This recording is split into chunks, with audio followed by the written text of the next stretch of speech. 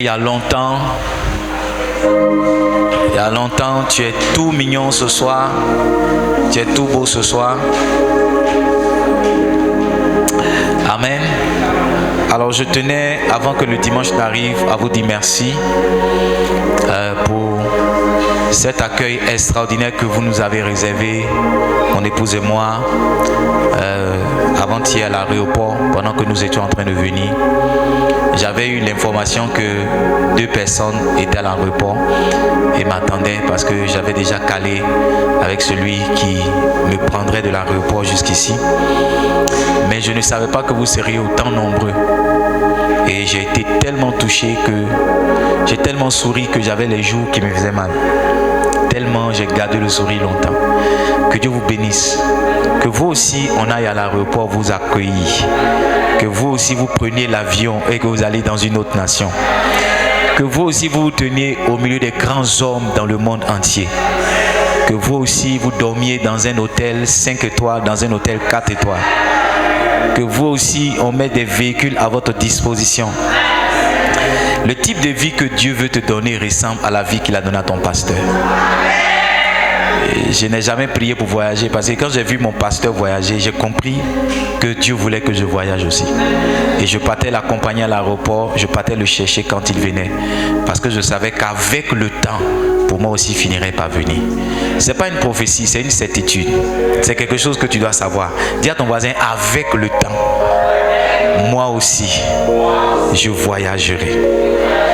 Et je veux vous dire que dans ce qui est arrivé dans mon voyage, j'ai commencé à prêcher. Dans ce qui est arrivé dans mon voyage, il y a une chose qui a été très déterminante, ça a été la qualité des personnes que je connais. Un jour, j'étais en train de regarder des vidéos sur YouTube et j'ai vu une vidéo du Bishop Dag. L'archevêque William Duncan était en train de prier pour lui. Il était en train de l'oindre. Et que vous pouviez sentir dans la vidéo l'atmosphère, l'onction qui était présente dans la salle. Et j'ai dit que voici un lieu où moi aussi je dois mettre les pieds. C'était en 2015. Juste à cause de l'onction. J'ai dit je ne sais pas qu'est-ce qui va arriver, mais il faut que j'aille dans cette salle-là aussi. Et je me suis rappelé qu'il y a un de mes amis d'enfance, un de mes amis de comment, qui était pasteur chez Bishop Dag. Et je l'ai appelé. Vous savez, s'il y a des gens que vous connaissez, que vous ne pouvez pas appeler maintenant, ça veut dire qu'ils ne sont plus vos relations. S'il y a des gens que vous connaissez de nom, il y a des gens avec qui vous avez marché, il y a des gens avec qui vous avez collaboré.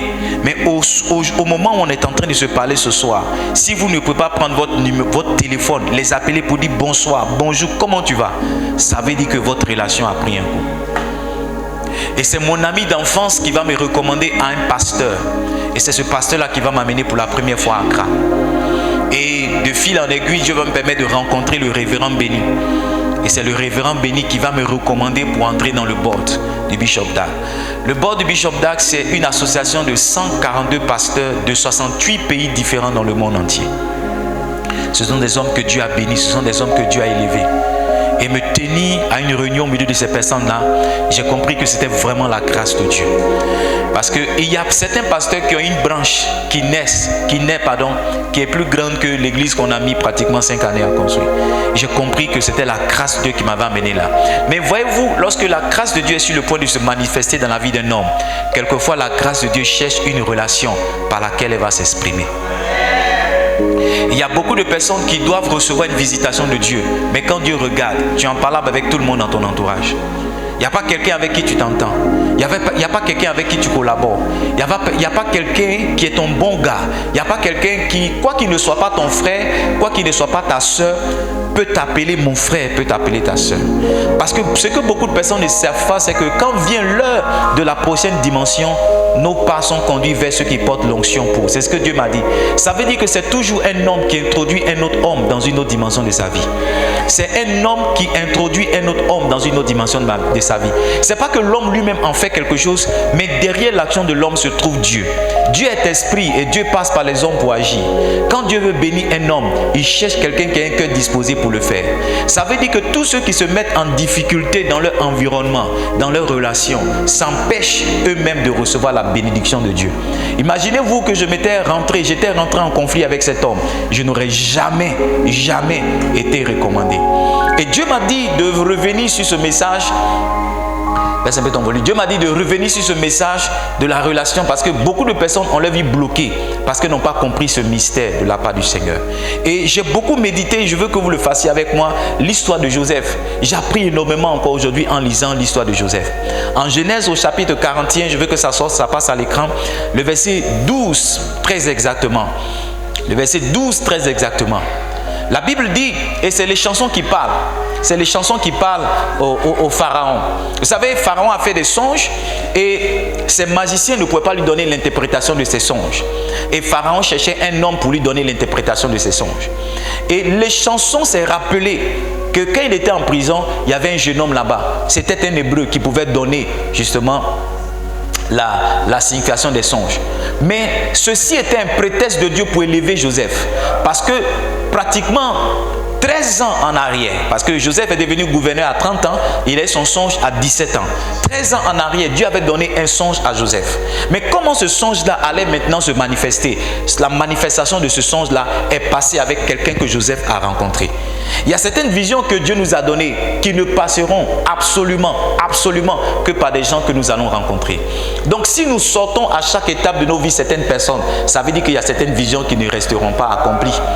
Donc quand est venue l'heure de l'élévation de Joseph, Dieu a suscité les chansons. Et il y a des chansons que Dieu suscite pour nous élever. Il y a des personnes que Dieu suscite pour notre visitation. Il y a des personnes que Dieu suscite pour notre guérison. Il y a des personnes que Dieu suscite pour la prochaine dimension, la prochaine étape, le prochain niveau de notre bénédiction. Livingstone, c'est un mystère que je veux que vous traitiez, que vous preniez à cœur, qu'à partir de maintenant, vous comprenez que chaque relation est une éventuelle bénédiction. Qu'à partir de maintenant, vous réalisiez que chaque relation est une potentielle bénédiction. Je veux que quelqu'un écrive ça quelque part. Chaque relation est une potentielle bénédiction. Chaque relation est une potentielle bénédiction. Chaque fois que tu rencontres quelqu'un, Dieu m'a dit, il n'y a point de hasard, il n'y a point de coïncidence. Je suis Dieu et je planifie les rencontres. Dieu dit, quand je te permets de rencontrer quelqu'un, ça veut dire que soit je veux que ta vie soit en bénédiction pour sa vie, ou bien je veux que sa vie soit en bénédiction pour toi, ou bien que mutuellement vos vies soient en bénédiction l'un pour l'autre. Ça fait que chaque fois que quelqu'un rentre dans ma vie, je me pose la question, Seigneur, qu'est-ce que celui-ci est venu faire? Ou bien qu'est-ce que je dois faire dans sa vie? Ou bien qu'est-ce que nous devons faire dans nos vies mutuellement? Voici comment vous devez appréhender les relations. N'appréhendez pas les relations comme l'opportunité de critiquer, comme l'opportunité seulement de vous promener, comme l'opportunité d'avoir quelqu'un qui vous écoute et quelquefois qui vous donne des conseils. C'est plus élevé que ça. Chaque relation est une potentielle bénédiction. En vrai, la relation elle-même est une bénédiction. C'est parce que Dieu te bénit qu'il te fait connaître des gens.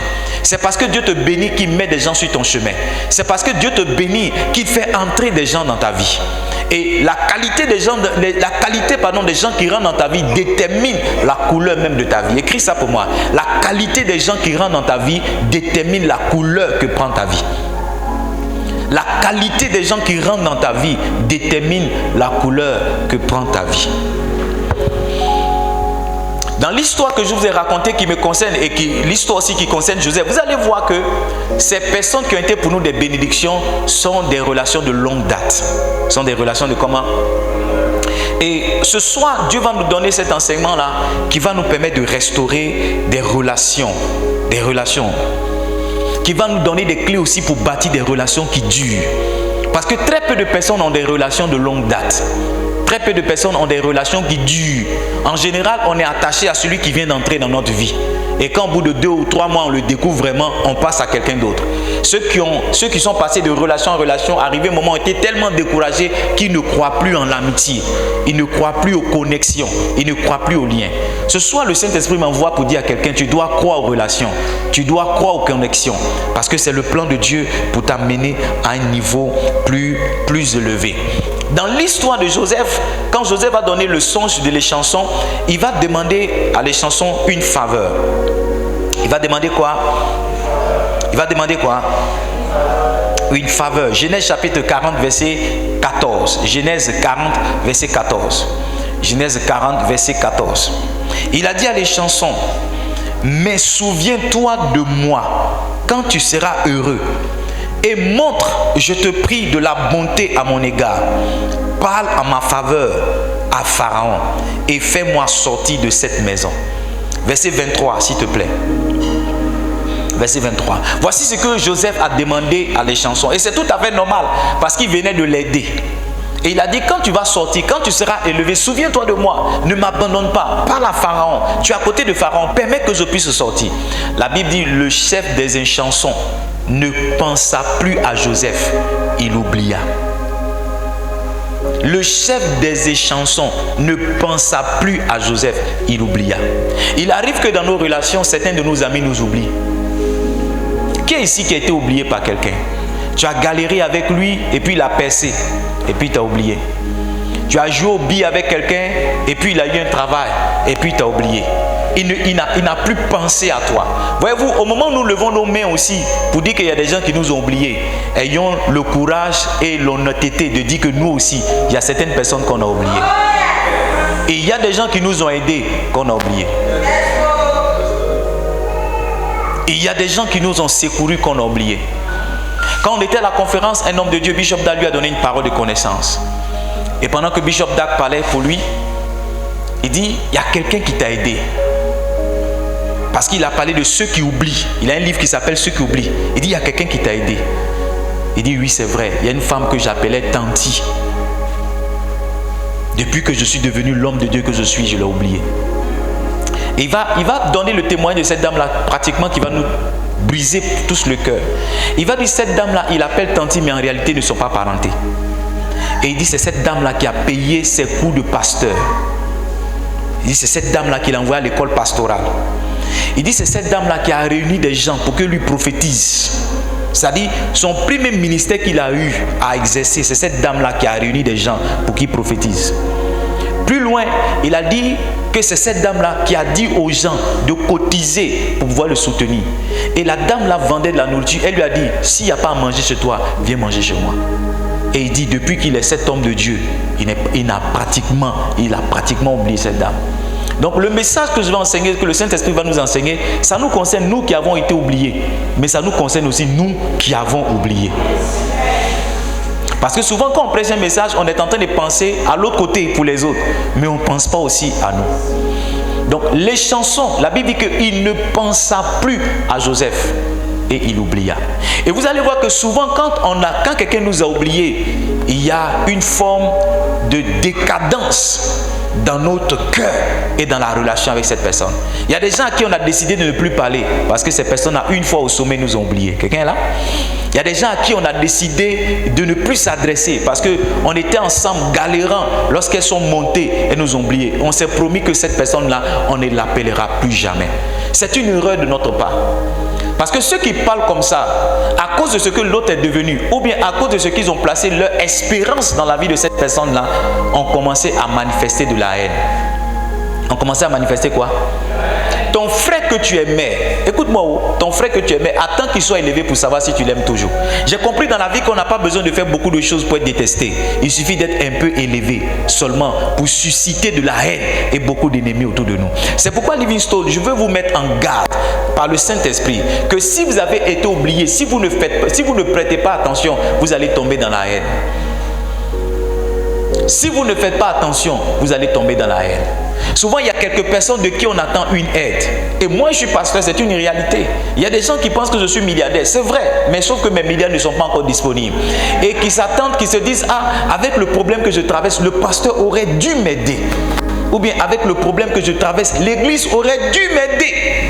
Et arrivé un moment, ces personnes commencent à tomber dans la haine. Parce que l'espérance ou bien l'attente qu'elles ont placée en l'église ou bien au pasteur n'a pas été satisfaite. Écoutez-moi bien, il y a 5 étapes qui amènent un homme à la haine. 5 combien?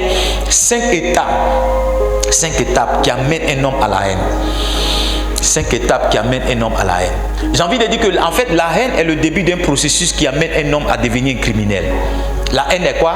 C'est le début d'un processus qui amène un homme à devenir un criminel. Quand tu commences à haïr quelqu'un, si tu n'y prends garde, tu seras un criminel. Quand tu commences à détester quelqu'un, si tu n'y prends garde, tu seras un meurtrier.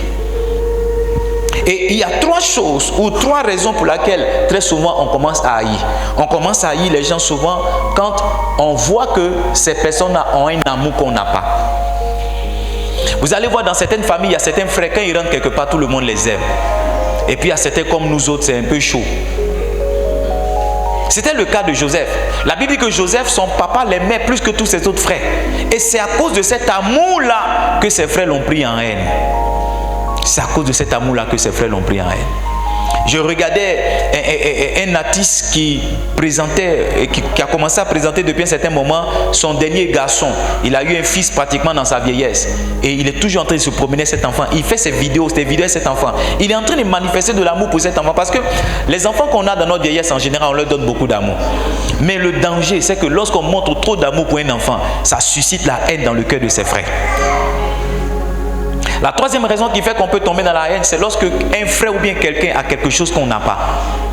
Vous allez voir que dans beaucoup de familles, quand quelqu'un commence à avoir une voiture, quelqu'un commence à avoir une maison, et commence à avoir des diplômes et que les autres n'ont pas, ils finissent par devenir des sorciers. Ils tombent dans la haine. Je te dis ça parce que Dieu peut élever ton frère. Et si tu n'as pas le bon cœur, tu peux devenir son sorcier. Je te dis ça parce que dans ce qui arrive à tes amis peut précéder ce qui doit arriver. Et si tu n'as pas un bon cœur, cela peut être... Un homme de Dieu avec qui je suis allé en voyage m'a dit, parce que il dit Bishop, j'ai été frustré. J'étais frustré. Il dit, mais la frustration, ce n'est pas la haine. C'est le fait que, marchant avec mes amis, ils reçoivent quelque chose que je n'ai pas. Je lui ai dit, la position que tu as, je l'avais l'année dernière. Mais j'ai prié pour mon cœur. Parce que si mon cœur était affecté, je n'aurais pas connu l'élévation que j'ai. Quelquefois, Dieu élève ton frère avant toi. Et c'est la position de ton cœur qui attire cette élévation-là ou qui recule cette élévation-là de toi. Quand tu commences à attaquer ton frère parce que Dieu l'a élevé, ça veut dire que tu dis à Dieu qu'il a mal fait de l'élever. Et donc, tu dis à Dieu qu'il a mal fait d'élever un homme. C'est pourquoi Dieu ne t'élève pas. Mais quand tu sais te réjouir, tu sais bénir Dieu pour ton frère, tu ne tombes pas dans la haine. Et ce pourquoi tu t'es réjoui, tu l'attires à toi. 3e raison qui peut faire que vous allez tomber dans la haine, c'est lorsque quelqu'un a des dons et des capacités que vous n'avez pas. Il y a des gens qui font un certain nombre de choses facilement et vous avez du mal à le faire. Et souvent vous pouvez commencer à haïr ces personnes. N'oubliez pas, j'ai dit que la haine est le début d'un processus qui peut vous rendre un meurtrier. Quand vous commencez, Livingstone, le point que je veux partager avec vous, c'est le suivant. Il faut traiter votre cœur pour ne pas tomber dans la haine. Quand quelqu'un vous a oublié, quand quelqu'un ne se souvient plus de vous, la première chose à faire, c'est de traiter votre cœur pour ne pas tomber dans la haine. Parce que c'est facile d'haïr quelqu'un qui aurait dû vous aider qui ne le fait pas. C'est facile d'haïr quelqu'un qui a les moyens de vous aider qui ne le fait pas. C'est facile de détester quelqu'un qui peut vous propulser et qui semble être ignorant, ou bien dit, aidez-moi à trouver le mot, qui semble, c'est comme si vous êtes insensible à votre galère. Quelqu'un, un frère, une soeur, dans la famille que Dieu a élevé, mais qui semble être insensible. Je me rappelle encore quand j'ai fini l'INP, je cherchais un stage simplement pour soutenir mon diplôme. Et j'ai donné mon CV à un de mes tontons. Il était bien positionné dans une entreprise. Des mois après, j'ai trouvé mon CV dans sa voiture. Il n'a jamais déposé mon CV. Il n'a jamais ouvert. Dieu voulait m'élever, mon élévation ne passerait pas par lui. J'ai prié Dieu pour ne pas que je tombe dans la haine. Parce que très souvent, on commence à détester cette personne. Si tu as fait du bien à quelqu'un qui t'a oublié, s'il te plaît, traite ton cœur pour ne pas tomber dans la haine. Parce que cette personne va commencer à voir quelque chose que tu n'as pas. Cette personne va commencer à aimer, à être aimée d'un amour que tu n'as pas. Cette personne va commencer à avoir des dons, des capacités que tu n'as pas. Et si tu ne fais pas attention, cette personne-là qui ne t'a rien fait, qui t'a simplement oublié, va devenir ton ennemi. En fait, elle ne saura pas que tu as commencé à la détester, mais toi, tu voudras sa mort, tu voudras sa chute. Nous qui sommes ici, il y a combien de personnes pour qui nous ne sommes pas en train de souhaiter la chute parce que ces personnes ne nous ont pas aidés. Un homme de Dieu m'a donné cette parole, il a dit, pasteur, il y a des gens qui sont en train de prier pour ta chute. Il y a des gens qui sont en train de travailler pour que tu tombes. Oui, ne soyez pas naïfs, tout le monde ne va pas acclamer votre succès. Tout le monde va... Il y a certaines personnes qui vont liker votre photo pendant que vous revenez à l'aéroport. Mais tout le monde n'est pas au fond content. Que ce soit vous qui prenez l'avion et que ce soit vous qui ayez vos enfants qui viennent vous acclamer. Tout le monde n'acclame pas. Tout le monde n'acclame pas avec son cœur lorsque vous êtes élevé. Donc ne soyez pas naïfs. Vous aussi ne tombez pas dans cette naïveté-là. Parce que vous aussi vous pouvez vous transformer en des gens haineux. Parce que Dieu a béni quelqu'un à côté de vous. Écoutez-moi bien, quand quelqu'un est tombé dans la haine, il commence à parler mal de l'autre. Ça, c'est la deuxième étape du processus de la haine. Qu'est-ce qu'elle a même? Qu'est-ce qu'il a même pu, on ne peut pas respirer même? C'est quel voyage même? C'est quelle voiture même on n'a jamais vu? Ou quel bon travail même? Lui là, c'est un voleur, il ne faut pas t'occuper de lui. Lui là, oh, c'est parce que sa tante travaille ici. Quel papier il connaît même? C'est quel diplôme? Nous tous on a galéré ici. C'est parce que ceci, c'est parce que cela. Tu vois, quand tu commences à parler comme ça veut dire que tu es haineux. Tu es haineux. Quelle bonne église même. C'est quel bon pasteur, puis on ne peut pas respirer même. Vous nous fatiguez là. J'étais dans une église et vous savez, dans certaines églises, quand il y a la fête de moisson, chaque dimanche, il y a quelqu'un qui vient encourager le peuple de Dieu à donner, à donner. Et je ne sais pas si vous avez vu ça dans une église. Et puis une fois, il y a un gars qui est venu encourager le peuple de Dieu à donner. Et il y a une dame qui s'est levée. Elle dit, vous nous fatiguez. Toujours bien, vous nous fatiguez. Attendez le jour J, on va voir. Vous nous fatiguez, il y a quoi? Ça, c'est la haine. C'est la haine. Vous êtes haineux lorsque vous portez envie à l'autre. Parce que souvent dans votre haine, vous trouvez que Dieu a mal fait de bénir votre frère. Et vous croyez que c'est à vous que devraient revenir ces choses-là. Quand ta soeur se marie avant toi, tu crois que le mariage, en fait, c'est à toi que ça appartient. Quand ta soeur a un travail avant toi, tu crois que non, le travail là, c'est à toi que ça appartient. Il y a des gens même qui vivent dans l'argent de leurs frères comme si c'était pour eux-mêmes. Oui, il y a des gens qui vivent dans l'argent de leurs soeurs comme si c'était pour eux. Il y a des gens là, tu as mal fait de les aider, hein? Parce qu'à partir du moment, en fait, ils ont mal fait de t'aider. Parce qu'à partir du moment où tu commences à prospérer un peu, c'est comme si tout ce que tu as leur appartient. Ils vont dépenser ton salaire pour toi. Ils vont faire leur projet dans ton argent. Parce qu'ils se disent, mais lui là, ce qu'il est, c'est moi. Ce qu'elle est, c'est moi. Ils vont te dire comment tu dois dépenser ton argent. Ils vont faire des projets de mariage et de voyage dans ton argent. Et combien de personnes souffrent en Afrique parce qu'ils ne savent pas comment. Parce que la personne t'a quand même aidé. Tu ne nies pas. Mais tu ne sais pas comment payer ce crédit-là. Parce que c'est comme si c'est éternel. Tout le temps que tu vas vivre, tu vas payer ça. Quand la personne a un petit problème, elle t'envoie un message. Je connais quelqu'un qui est parti à l'école avec papier de ses frères. Donc, il est devenu ce qu'il est devenu à cause du nom de ses frères. Donc, tout ce que ses frères, tout ce que le frère, je ne sais pas si tu comprends. Voilà. C'est mon nom qui prend pour recevoir le salaire. Donc, le salaire, là, en fait, c'est pour moi. Donc, ils sont associés dans la dépense. Oh Jésus, que le Seigneur t'aide. Que le Seigneur t'aide au nom de Jésus. Et après ça, vous tombez dans ce qu'on appelle le complot. Commencez à vous associer avec 2 ou 3 personnes pour voir comment vous pouvez faire tomber votre frère. C'est exactement ce qui est arrivé à Joseph. Je peux lire des versets pour que vous voyez. Parlez mal. Parlez mal. Prends Genèse chapitre 37, verset 19. Genèse 37, verset 19. La Bible dit, ils se disent l'un à l'autre, voici le faiseur de songe qui arrive. Quand les gens commencent à te critiquer, tu donnes un surnom. Voici pantalon plaqué, viens. Voiture sans papier arrive. Grosse tête arrive. La femme 3 teints arrive. Il te donne un nom. Quand tu n'aimes, vous allez voir que beaucoup de personnes qui surnomment d'autres personnes, hein, le surnom que tu donnes aux gens, c'est parce que tu ne l'aimes pas. Ouais. Commence à porter envie. Verset 11, Genèse 37, verset 11. La Bible dit que, verset 11, il dit, ses frères eurent de l'envie contre lui, mais son père garda le souvenir de ces choses. 4e point, tu tombes dans le complot. Le complot, c'est quoi? Genèse 37, verset 18. Il le vit de loin et avant qu'il ne fût près de lui, il complotait de le faire mourir.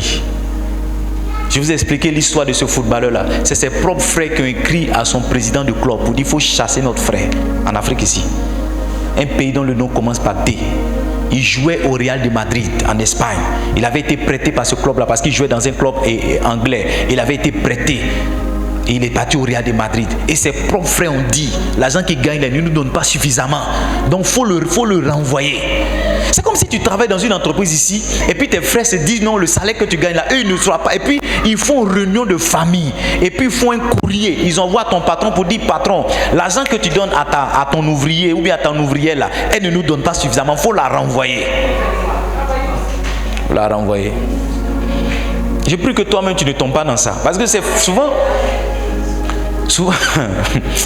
le bonheur de tes autres, ça peut te rendre aigri, hein? Oh, priez pour votre cœur. C'est pourquoi j'ai dit priez pour votre cœur pour ne pas tomber dans la haine. Parce que quand on dit ces choses-là, on a l'impression que nous, on est loin de ça. On est trop convertis. C'est parce que Dieu n'a pas encore élevé quelqu'un à côté de toi. Dieu n'a pas élevé quelqu'un à côté de toi. Je suis un homme de Dieu, je sais de quoi je te parle. Souvent tu es là, tu es galère dans le ministère et puis tu vois quelqu'un qui est quitté de nulle part. Tu écoutes sa prédication, il n'y a pas prédication, il n'y a pas introduction, il n'y a pas développement, il n'y a pas conclusion. Mais c'est lui qui va prêcher ici, c'est lui qui va prêcher là. Et toi tu prends des heures et des heures à jeûner. Chaque semaine tu fais 3 jours secs. Tu prends 10 heures pour préparer un message. Et puis tu vois pas, tu vois tu n'arrives nulle part. Il n'arrive nulle part. Un homme de Dieu a raconté une histoire. Il avait été invité dans une convention avec un autre homme de Dieu. Et lui, il était dans sa chambre en train de jeûner, prier. Il jeûne, il prie. L'autre là, lui, il était dans la piscine. Il nage, il vient, il se prélasse. Il nage, il vient, il se prélasse. Et ils sont allés à la soirée. Lui, il a pressé avec son onction là. Il a fait ce qu'il pouvait. Mais l'autre qui a nagé là, dès qu'il est monté sur la chair, quelque chose d'autre s'est passé. Tu vois, souvent tu as tendance à croire que lui là, il y a quelque chose d'autre qu'il utilise. Tu te dis non, c'est pas normal. Pas normal. Il y a des grâces et il y a des grâces. C'est pourquoi si tu n'as pas traité sur ton cœur, tu vas tomber dans quelque chose. Parce qu'il y a des gens, tu les regardes, tu as plus d'expérience qu'eux, tu es plus âgé qu'eux, tu as plus de connaissances qu'eux, tu es plus diplômé qu'eux, tu as fait des grandes écoles. Mais quand vous êtes assis, c'est eux qui sont élevés et toi tu n'es rien. Prie pour ton cœur. J'ai compris que c'est un grand test de Dieu. Quand tu es sur le point d'être élevé, Dieu te fait passer par ça. Parce que vous savez, ce qui peut faire chuter un homme de l'élévation, c'est la qualité de son cœur. Et si tu n'as pas traité avec ça, Dieu va t'élever, mais tu vas tomber. Tu vas tomber. Tu vas tomber. Dieu ne lève pas tout le monde en même temps. Parmi les 12 enfants de Jacob, c'est Joseph qui l'a levé. Ce n'est pas forcément celui qui va être élevé. Mais tu vas être élevé quand même. Prie pour ton cœur, pour ne pas tomber. Quand on va t'oublier, est-ce que tu vas tomber dans la haine? T'oublier, est-ce que tu vas... Je le dis, moi je suis pasteur, hein? Il y a certaines personnes, tu les prends. Rien, la personne même n'est rien. Tu vas laver la personne, tu vas lui donner à manger, tu vas soigner la personne. Et la personne pèse. Elle trouve que l'église où tu pries ne ressemble pas à son salaire, à sa dîme. Elle va donner sa dîme à quelqu'un d'autre. Je te dis la vérité, jeune homme de Dieu, j'ai vu ça un peu quand même. Des gens qui vont te réveiller. Moi j'ai gêné une fois sec pour quelqu'un. Sec. Je n'ai pas mangé pendant 3 jours. Aujourd'hui la personne me traite comme un faux pasteur. Oui, pas mangé pendant 3 jours. 3 jours secs, je n'avais jamais fait ça pour quelqu'un. Il y a des gens qui vont t'appeler à n'importe quelle heure. Oh papa, ça ne va pas dans mon foyer. Tu as sommeil, mais tu vas trouver la force quand même. Tu vas trouver l'onction. Il y a des gens, mais tu vas dire, on jeûne nous de toi, tu vas jeûner, la personne va manger. Et puis un jour, Dieu va élever la personne. Elle va trouver que tu es trop petit pour qu'elle t'appelle papa. Tu vas la voir dans une autre église en train de donner dîme là-bas, en train d'offrir une voiture. Alors que toi, tu es toujours dans vélo, bien dans compteur, bien dans location de voiture. Tu vois, si tu n'as pas travaillé sur ton cœur, tu vas commencer à détester ces personnes. Et il y a des pasteurs qui maudissent des gens comme ça parce que leurs cœurs ont été affectés, parce que leur cœur a été touché. Oui, je connais des hommes de Dieu qui maudissent des gens comme ça. Des hommes de Dieu ont été tellement touchés. Un homme de Dieu me disait que quand quelqu'un l'appelle, quel que soit le songe qu'il doit expliquer, tant que tu n'as pas fait un dépôt de 5 000, dis rien. Voici mon épouse qui est là. Il dit, il a trop donné explication de songe. Que maintenant là, si tu veux explication de songe, tu fais le dépôt. Quand tu as fait le dépôt, maintenant tu expliques le songe. Son cœur était affecté. Son cœur était affecté. C'est pourquoi je vous explique ces choses-là, parce que si vous n'avez pas travaillé sur votre cœur, vous aussi, vous n'êtes pas loin de ces hommes de Dieu, vous pouvez avoir le cœur affecté. Des gens qui parlent en langue, qui ont le cœur affecté, accomplis votre raison. Nous qui ne parlons pas en langue, comment est-ce qu'on peut chavirer? Est-ce que je peux ajouter? La deuxième chose que vous devez faire lorsque vous êtes oublié, je suis en train de parler de restauration des relations. Parce qu'en réalité, tu dois comprendre que quelquefois, celui qui t'a oublié même là, il ne t'a pas vraiment oublié. C'est un plan de Dieu. Et toi, tu es tellement pressé que tu commences à rentrer dans un autre processus qui n'est pas le processus de Dieu. Et tu commences à tout mélanger. Supposons un instant que Joseph avait maudit les chansons. Supposons un instant que Joseph priait pour qu'il meure, qu'il tombe, qui allait recommander Joseph à Pharaon. La même personne qui t'a oublié aujourd'hui peut se rappeler de toi. C'est pourquoi je t'explique toutes ces choses. Parce que la même personne qui t'a oublié aujourd'hui, demain peut se rappeler de toi. Je prie que Dieu ramène dans le souvenir des gens que tu as aidé ta personne. Je prie que Dieu ramène. Un jour j'étais au village et puis un homme est venu avec une belle voiture. Et puis il a dit le nom de mon oncle. Il dit cherche le nom. Il dit cherche mon nom. J'ai dit mon oncle n'est pas là. Il m'a dit tu es son neveu. J'ai dit oui. Il dit monte dans ma voiture parce que ce que je voulais faire à ton oncle, je vais te faire. Oui. Et il m'a dit dans sa voiture que mon oncle l'a aidé. Livingstone, je le dirai dans le point qui suit. Très souvent on est pressé de voir la gratitude, de voir la reconnaissance. C'est notre impatience dans la reconnaissance qui fait qu'on commence à traiter l'autre de mauvaise personne. Il y a certaines reconnaissances qui viennent 30 ans après. Je vous le dirai. Comprenez l'oubli. Quand quelqu'un vous oublie, il y a 3 raisons que je veux que vous notiez. La première raison, c'est que souvent c'est une relation de saison.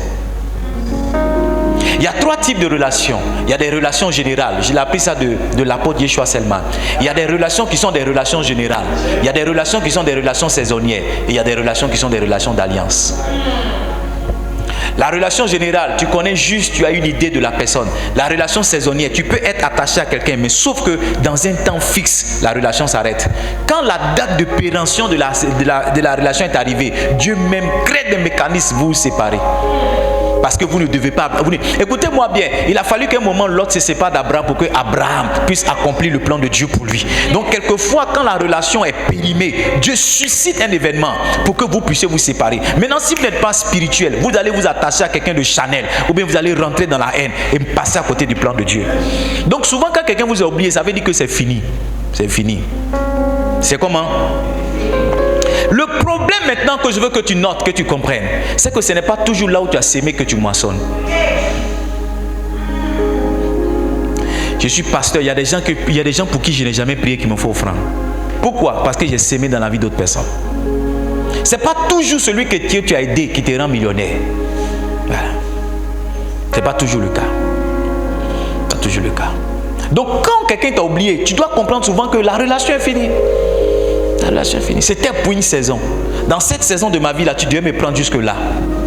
Dans cette saison de ma vie là, je devais te prendre jusque là. J'ai fini mon travail.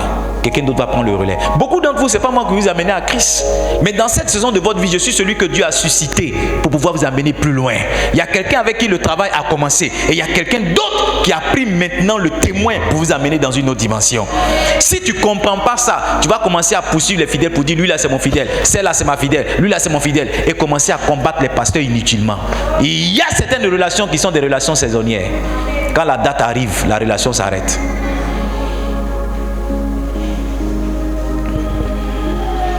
Celui qui a pitié du pauvre prête à l'Éternel, Proverbe 19, verset 17. Qui lui rendra selon son œuvre. Livingstone, quand vous faites du bien à quelqu'un, ce n'est pas celui à qui tu as fait du bien là qui va vous le rendre. C'est Dieu qui vous le rend. La Bible dit celui qui prête, celui qui fait quoi? Celui qui a pitié du pauvre. Proverbe 19, verset 17. Celui qui a pitié du pauvre prête à l'Éternel, qui lui rendra selon son œuvre. C'est Dieu qui nous rend notre œuvre. Ce n'est pas un homme. Si la reconnaissance est humaine, la bénédiction est divine.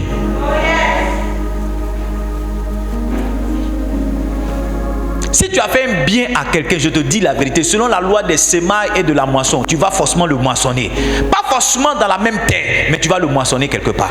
Il y a quelqu'un peut-être que Dieu va susciter pour entrer dans ta vie dans une saison, alors que tu n'as absolument rien fait pour cette personne-là, qui va commencer à te mettre à disposition toutes les provisions que tu veux.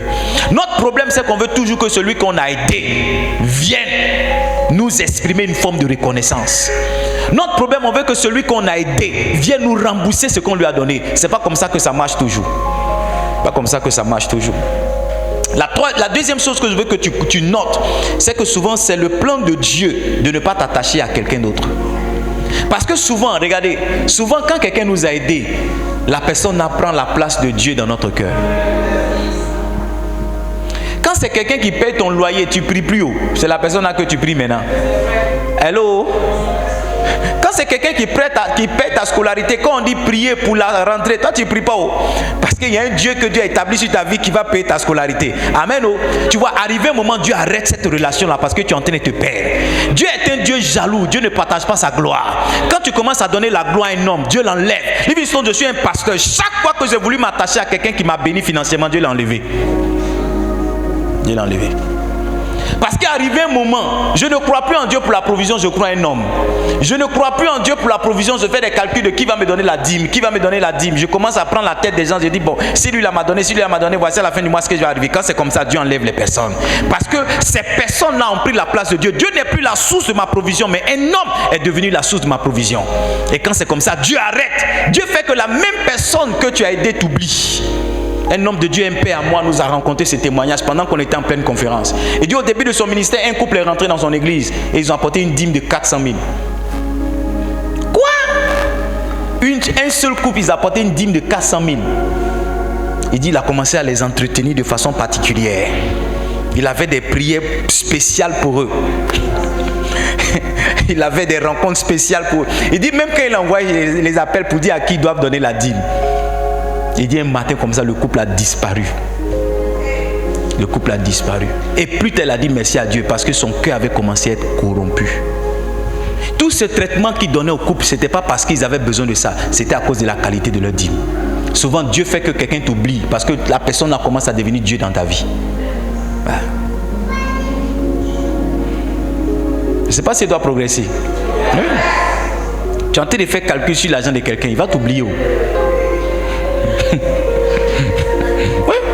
Tu es assis ici, le Saint-Esprit dit de te dire, tu es en train de faire calcul sur l'argent de quelqu'un, il va t'oublier. Oui, il va t'oublier.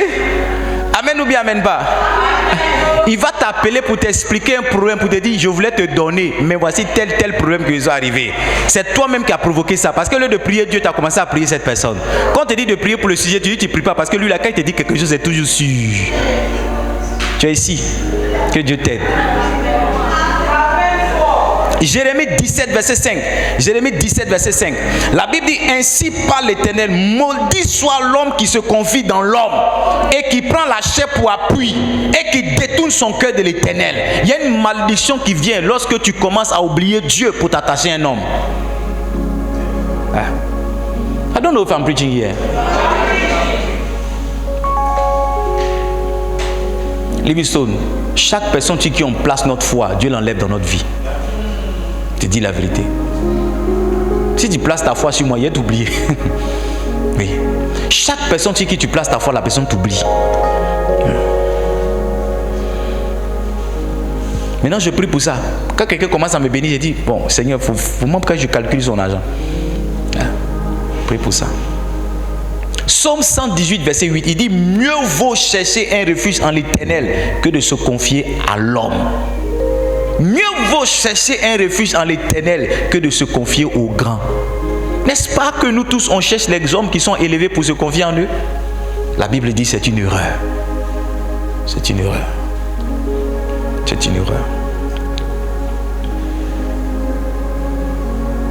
Si je me tais, et j'apprendrai à écouter la voix du bon berger quand je l'entends, oui je compte qu'il a payé pour ma liberté. Quand je t'ouvre mon cœur, je te vois Seigneur. Quand je t'ouvre mon cœur, je t'entends me parler, et ta loi dans mon cœur, toujours demeure, et ta vie à chaque heure coule comme un torrent, coule, coule.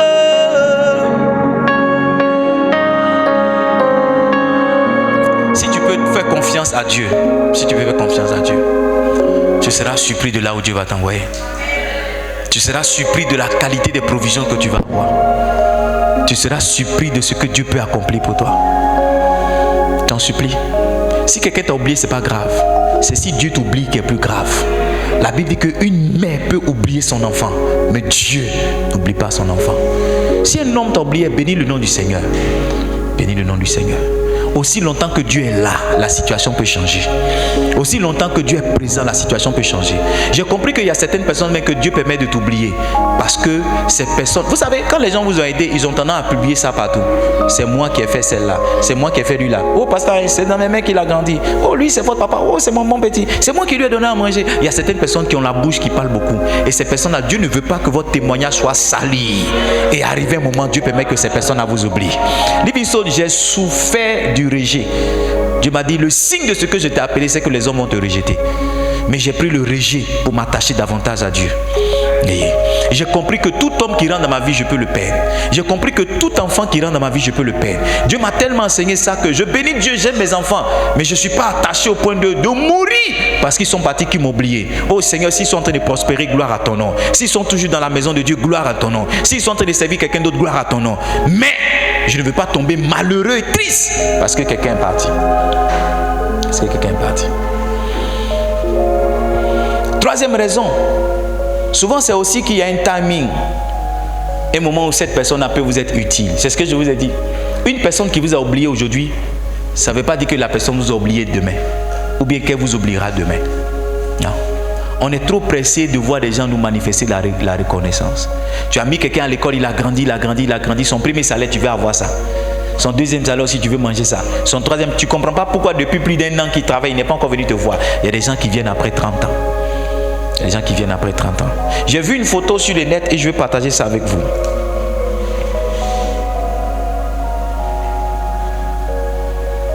Et ça me permet vraiment de passer à mon troisième point. Le premier point, c'était quoi?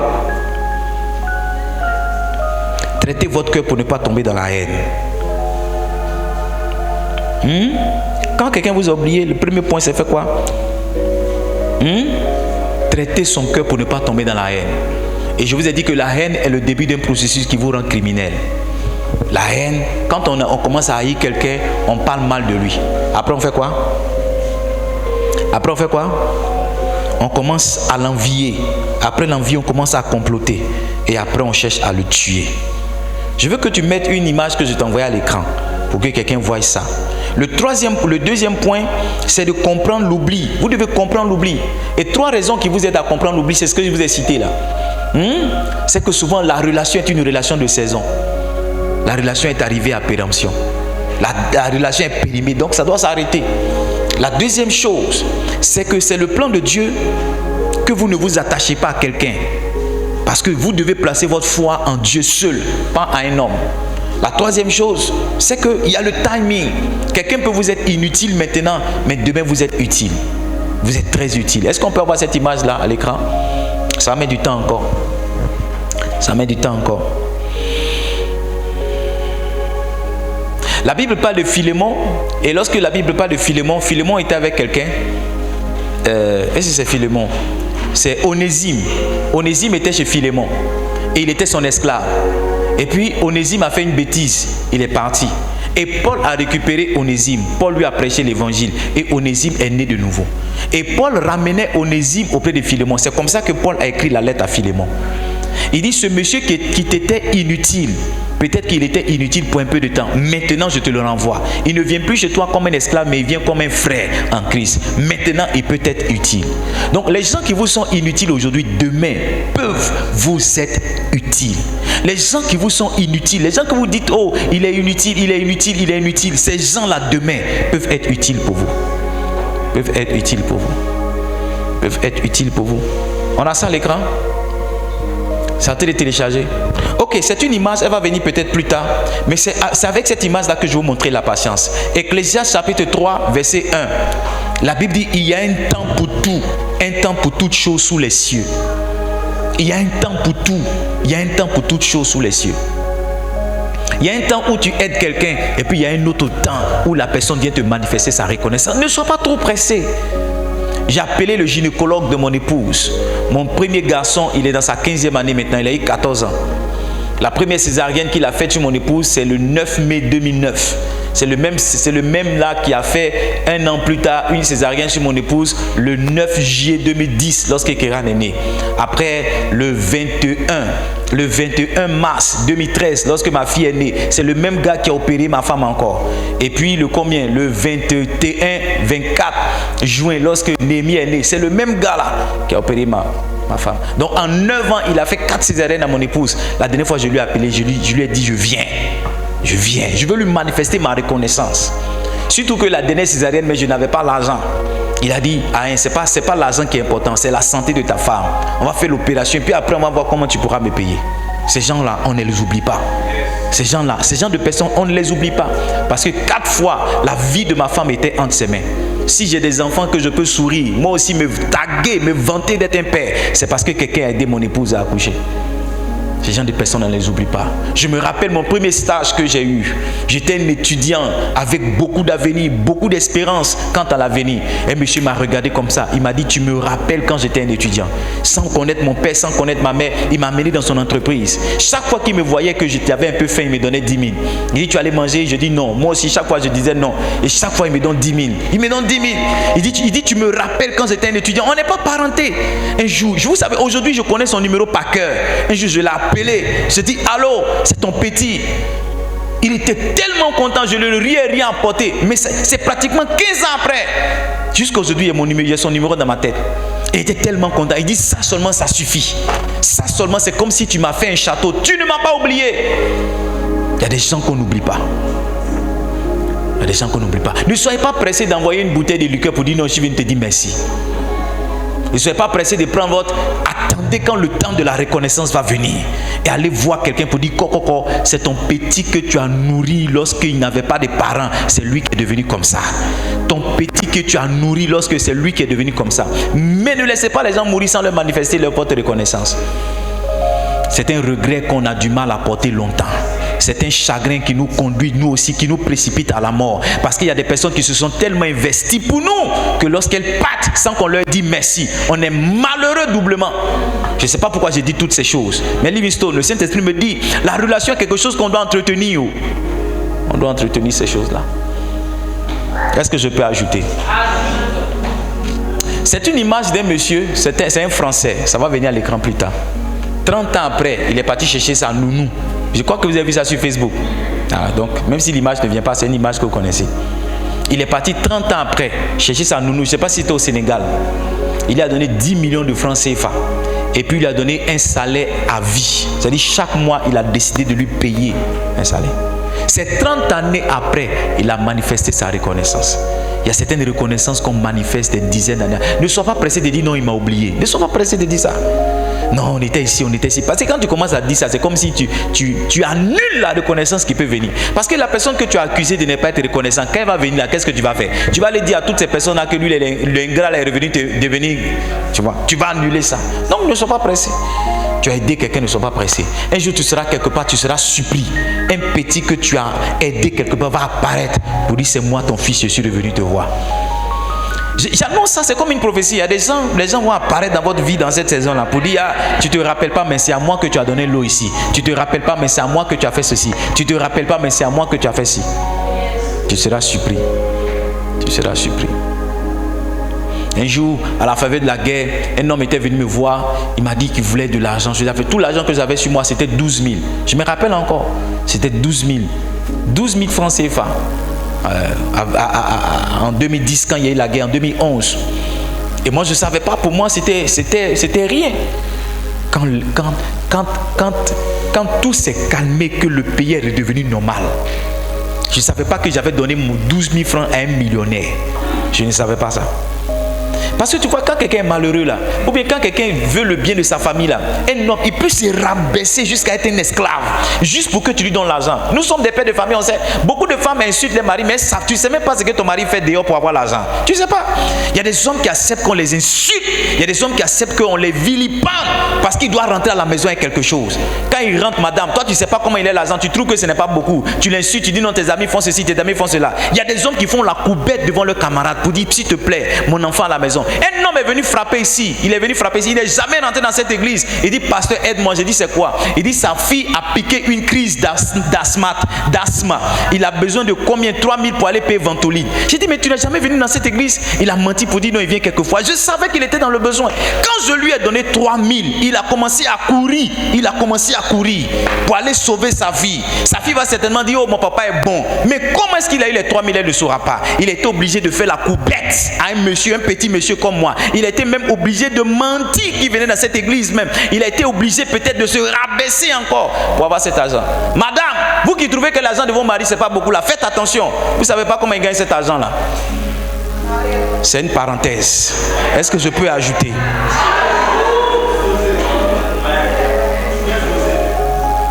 Je ne savais pas que j'avais donné mon argent à un millionnaire.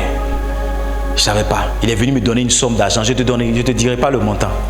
Il dit, ça c'est juste pour te dire bonjour, je viens. 12 000.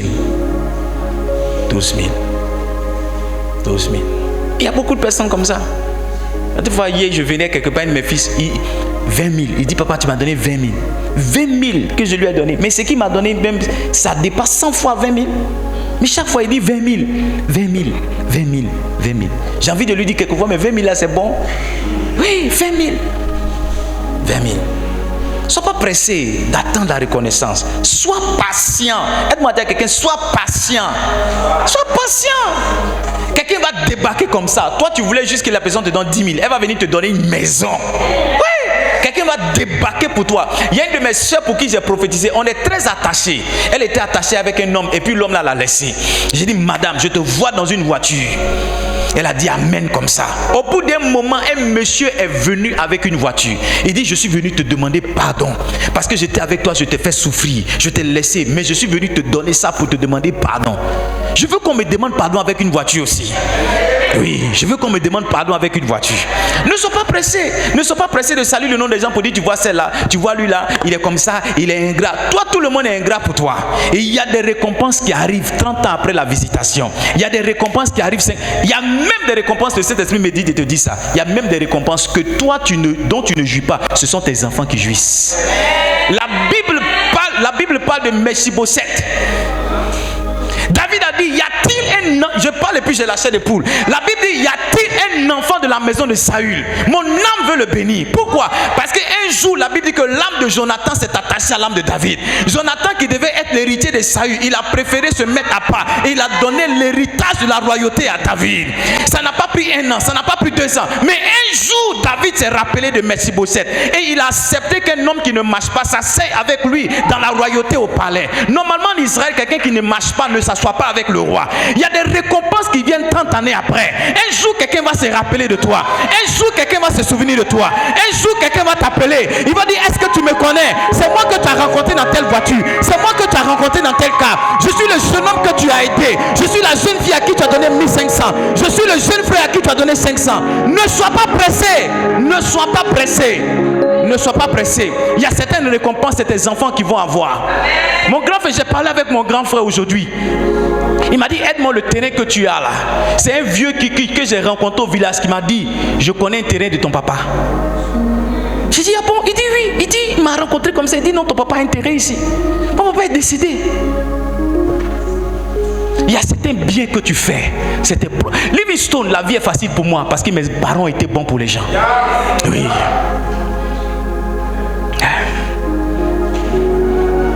Il y a des gens, quand je dis le nom de mon père, ils se sentent obligés de m'aider. Je ne suis pas pressé de dire non, lui elle est ingrat, c'est elle est ingrate, on a amené à l'école, elle a dormi dans nos maisons ici, on est dans les problèmes, on l'appelle, elle ne décroche pas. Souvent c'est pas toi-même qui vas voir ça, c'est ta petite fille là, Il y a des gens qui apparaissent, qui disent non, je vais faire du bien à un membre de ta famille. Je n'ai pas pu aider ta maman parce qu'au moment où elle vivait là, mon argent n'était pas beaucoup. Maintenant mon argent est beaucoup, qui est-ce que je peux aider? Et ta fille même que tu n'as pas pu scolariser, c'est quelqu'un à qui tu as fait du bien qui commence à scolariser. Il y a des gens qui vont décider d'adopter ton enfant. Il y a des gens qui vont décider de scolariser tes petits-enfants depuis la maternelle jusqu'à l'université. Il y a des gens qui vont décider de leur trouver du travail. Ne sois pas pressé.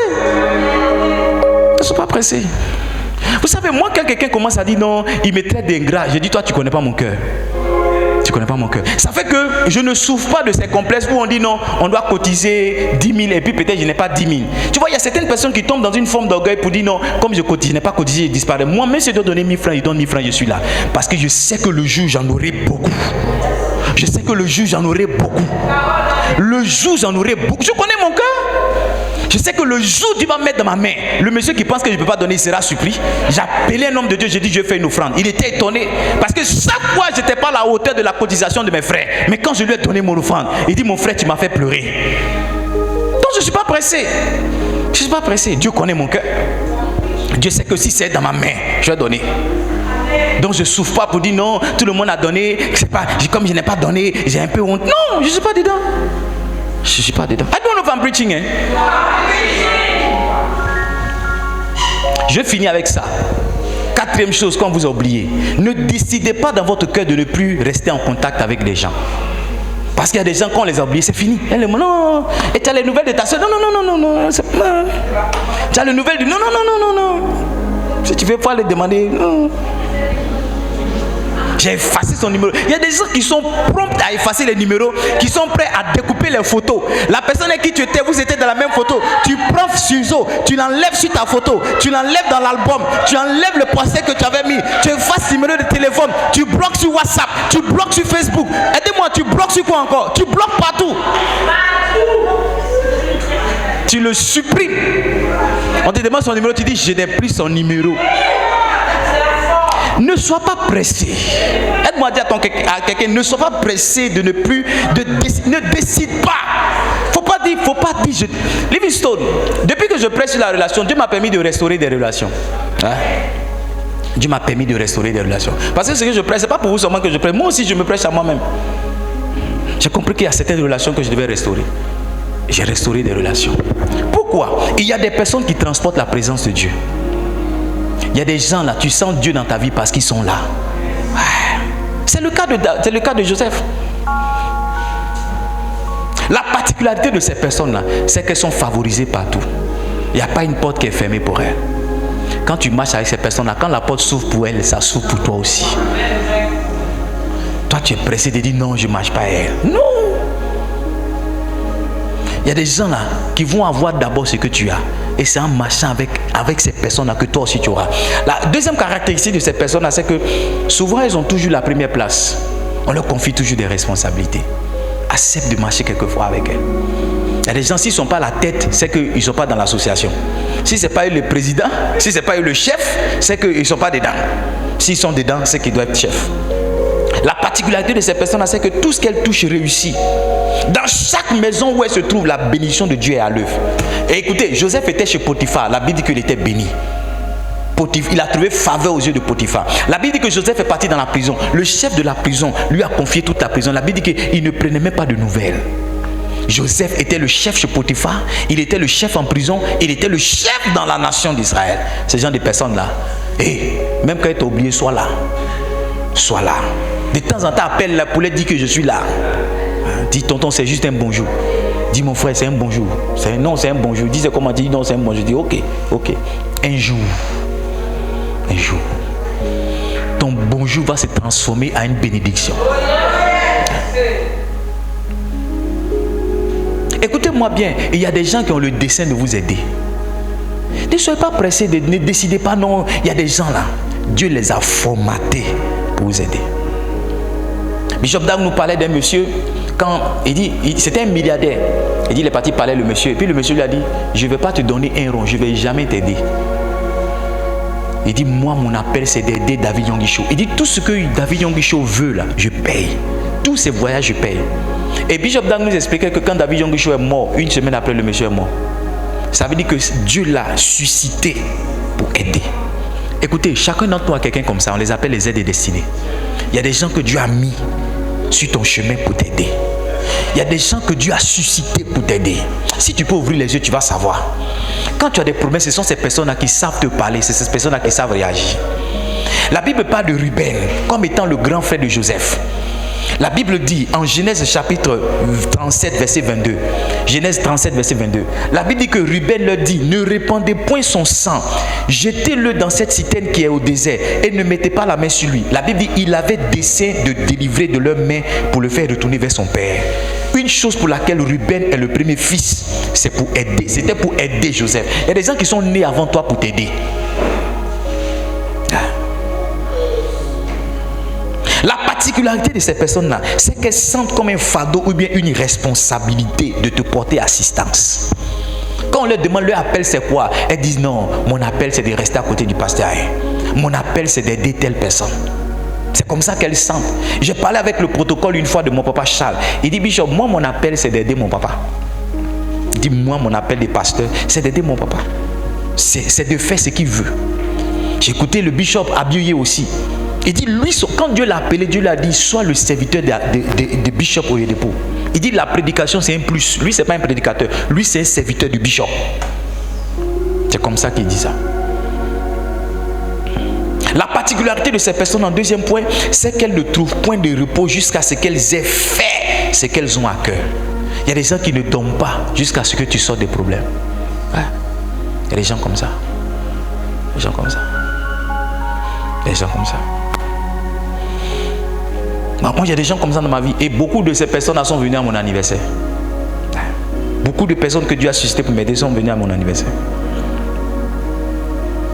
Parce que la pluie qu'elles ont bravée pour être là, les challenges, c'est des personnes. Et effectivement, ce sont des personnes qui m'aident. Des personnes qui me soutiennent. Ce sont ces personnes-là qui sont venues. Ma femme les connaît. Si j'ai besoin de E, il y a besoin de A, il y a besoin de La, il y a besoin de l'eau, ils font. Je vous raconte le témoignage de mon épouse qui a payé un parfum au marché et qui l'a oublié quelque part. Et quand elle rentre à la maison, vous savez, quelqu'un qui a le fardeau de vous aider va vous le dire clairement. Il va vous dire, si tu as besoin de quelque chose, appelle-moi. Et pendant que mon épouse est en train de déprimer parce que le pauvre parfum de 2000 qu'elle a acheté ou bien de 3000 qu'elle a fait l'effort d'acheter est perdu. Une dame que Dieu a suscitée qui lui dit, ah, je suis dans tel pays, je suis en Espagne, je suis en Espagne, je rentre, est-ce que tu veux quelque chose? Et ben, mon épouse a crié parce qu'il ne faut pas lui poser cette question, elle va te répondre un parfum. Donc elle me demande maintenant, c'est quel parfum elle doit donner? Donc tous les noms que je donne à la dame aussi dit non, c'est compliqué, c'est compliqué. Et on avait vu un parfum dans un magasin à Abidjan. Le parfum fait 60 000. Le parfum, les parfums. Parfum, les parfums. Non, il y a les parfums et puis il y a le parfum. Le parfum fait 60 000. Le parfum, 60 000. Et chaque fois qu'on va payer on va dans le magasin, on paye les parfums de 10 000, de 20 000, mais 60 000, on n'est pas encore arrivé là-bas. Mais ce qu'on demande à la dame qui vend le parfum, là, elle a quand même un peu dans un tube pour nous. Donc, chaque fois, elle met un peu. On se contente d'un peu là. Un jour, on est parti, elle n'était pas là. On était malheureux. On voulait se retourner du magasin. Elle n'était pas là. En fait, elle était là, mais c'est quelqu'un d'autre qui est venu vers nous. Donc, c'est quand on est sorti, on dit, mais elle était là. Parce qu'on a demandé à l'hôtesse qu'on peut. Elle dit, non, il n'y a pas. Il n'y a pas. Et étrangement, la dame là, elle a envoyé un parfum à ma femme. Et parce qu'on ne se rappelait plus du nom. Si on se rappelait du nom, on allait lui dire. Et quand mon épouse a vu le parfum, qu'elle a mis sur elle, elle a commencé à crier. Elle dit, le parfum là. Le pied dit quel parfum? Elle dit, le parfum toujours met un peu sur nous là. C'est ça la dame là m'a donné. Parce que finalement, quand elle cherchait les parfums qu'elle ne trouvait pas, la dame l'a dit, elle a préféré acheter ce qu'elle-même elle met sur elle. Il y a des gens comme ça que Dieu a suscité pour t'aider. Ces gens-là, ils sentent le fardeau. Eux-mêmes, ils ne dorment pas. Parce que tu vois quelqu'un à qui tu dis d'acheter quelque chose, si c'est que tu dis là, il n'a pas, il va dire il n'y a pas, et puis il vient, hein? Ou bien, c'est que tu as dit là, il n'y en a pas, je n'ai pas trouvé ça là-bas. Quelqu'un a fait ça, là tu veux, je suis comme ça, il n'y en a pas. Donc je suis rentré. Mais quand quelqu'un dit non, malgré le fait qu'il n'y ait pas, elle commence à chercher quelque chose quand même pour toi. C'est comme ça. Je prie que Dieu te donne ces personnes au nom de Jésus. Ces personnes-là se sentent mal de ne pas pouvoir t'aider. Et ça, je le vois souvent avec mes enfants. Quand je lance un appel, j'ai un besoin de quelque chose. Puis, il y a certains de mes enfants qui sont malheureux parce qu'ils ne peuvent pas m'aider. Il y a certains de mes enfants qui veulent faire. Ils disent, Seigneur, quand est-ce que... Il y a certains de mes enfants, quand je les écoute là, je suis dans Mercedes. Parce que, oui, quand je les écoute, ce qu'ils veulent faire pour moi, c'est comme ça. Quand Dieu a placé quelqu'un dans ta vie pour t'aider, c'est pareil. La personne se sent mal de ne pas pouvoir t'aider. La personne souvent même pleure de ne pas pouvoir faire la chose qui te ressemble, qui est à hauteur. Je prie que Dieu te donne ce genre de personnes. Souvent, et je vais finir avec ça, ces gens de personnes, le jeu sont absents dans ta vie. Ta vie connaît tous les... Il y a certaines personnes, quand elles meurent, tu sens que toi aussi tu es mort.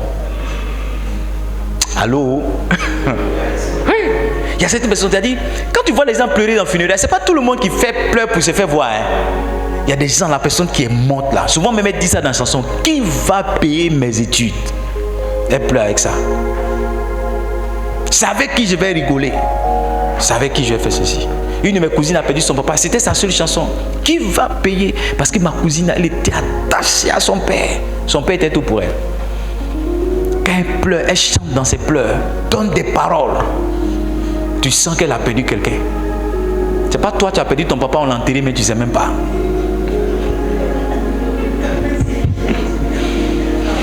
Pour aller au funérail de ton propre papa et on te demande pardon de venir. Que Dieu t'aide. Que Dieu repositionne ton cœur. Amen. La Bible dit Genèse 37, verset 29. Lorsque Ruben revint à la citerne, et voici Joseph n'était plus dans la citerne, il déchira ses vêtements, retourna vers ses frères, il dit l'enfant n'y est plus. Et puis il dit et moi où irai-je? Il dit et moi où irai-je? J'ai regardé un documentaire ivoirien qui s'appelle Le Faux-Cœur Sang. Je veux que tu regardes ça. Le Faux-Cœur Sang. Tu connais l'histoire du Faux-Cœur Sang? Je n'ai pas fait de politique. Le Faux-Cœur Sang, c'est l'avion du président ou bien de Soro qui a été bombardé à Boaké. Vous connaissez ça? Ils ont tiré un obus dedans. Vous connaissez ça? Vous connaissez cette histoire, non? Voilà. C'est ça, c'est l'histoire du Faux-Cœur Sang. Allez-y sur YouTube. Et il y a un commandant dans le documentaire qui dit celui qui est dans l'avion, s'il meurt, je suis mort. Il a dit ça. Allez-y, je ne vais pas dire le nom des gens parce qu'ils vont dire faire la politique. Il dit celui qui est dans l'avion, s'il meurt, je suis mort. Il est en train de dire que ma vie est ma vie parce que le monsieur la vit. Je prie que Dieu te donne ce genre de personnes. Maintenant, je finis avec ça maintenant. Pourquoi vous ne devez pas décider de couper avec les gens? Vous ne savez pas ce que quelqu'un peut devenir demain. Ma fille, tu ne sais pas qui peut devenir quoi demain où? Parce que le prisonnier Joseph là, c'est lui qui est devenu l'occupant du palais.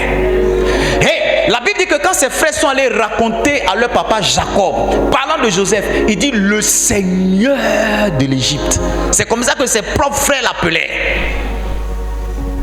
Le berger peut devenir président. Oh, j'ai vu un peu dans ma vie. C'est pourquoi je ne juge pas un homme à partir du niveau où il est. Parce que ma petite vie m'a montré que celui qui a une voiture aujourd'hui peut marcher demain.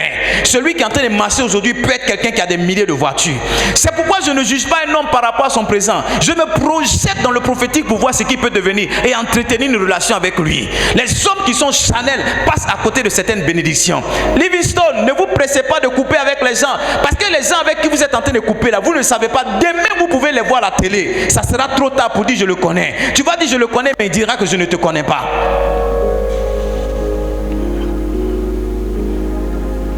L'étranger peut devenir un seigneur. Le songeur, c'est comme ça ses frères l'appelaient. Il peut devenir un gouverneur. Tu ne sais pas qui peut devenir quoi demain. Tu ne sais pas où.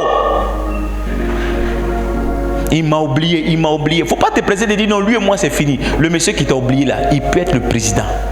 Peut-être le niveau qu'il avait là, il ne peut pas vraiment t'aider. Mais il va arriver à un autre niveau.